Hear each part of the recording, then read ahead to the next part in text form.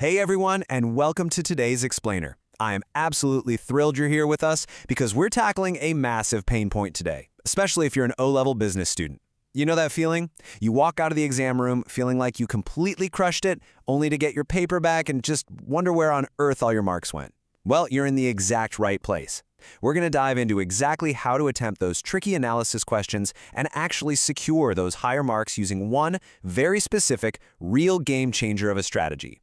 Okay, let's just dive right in. Here's a super quick roadmap of what we're covering today. First up, losing marks in business analysis. Then we'll meet the BLT technique. After that, we'll be breaking down the steps. Then we'll look at BLT examples in action. And finally, we'll wrap up with top tips and common mistakes. Section 1. Losing marks in business analysis. The problem with short answers. So, I want to ask you a serious question right out of the gate. Are you losing marks in business studies analysis questions just because your answers are too short or maybe not fully explained? Honestly, it's incredibly frustrating, right? You clearly know the right business concept, but you get a low score simply because you just stated a fact. And here's the thing. Simply stating a fact without expanding on it, that is a surefire way to lose marks, because the examiner literally needs to see your logical thinking process on the page. Section 2. Meet the BLT Technique, your recipe for logical answers. The acronym is highly memorable. It's BLT. B equals because, L equals leads to, and T equals therefore.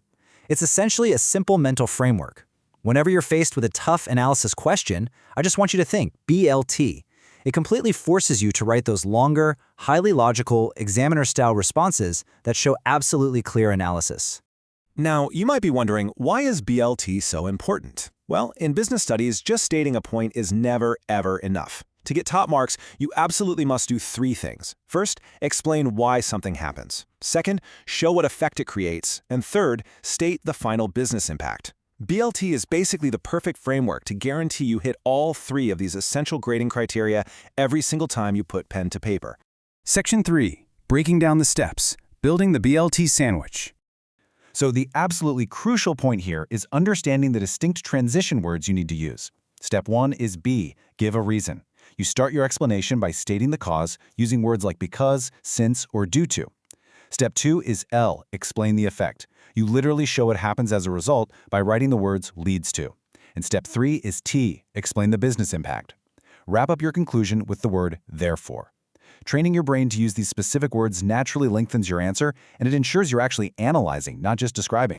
Let's actually see this in action with a pricing example. First up, the because. Sales may increase because the business reduced prices. Boom, there's our reason. Next, the leads to. Lower prices lead to more customers buying the product. Okay, there's our effect.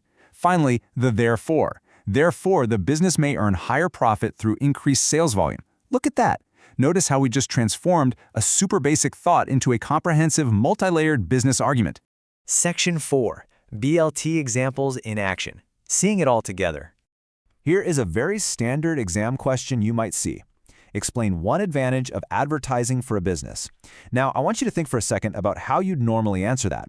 If you're rushing, feeling that exam anxiety, you might just scribble down the very first advantage that pops into your head and sprint to the next question. But check out this robust BLT answer instead. Advertising can increase customer awareness because more people learn about the product. This leads to higher sales as more customers become interested in buying it. Therefore, the business may increase its profit and market share. Just read that through and notice how flawlessly that narrative flows. You haven't just stated a random fact, you've literally mapped out the entire logical journey for the examiner. Let's look at a second example, but this time we'll focus on human resources, just to prove that this framework is totally adaptable.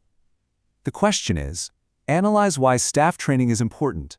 Again, super common question, and one where students often just leave easy marks on the table.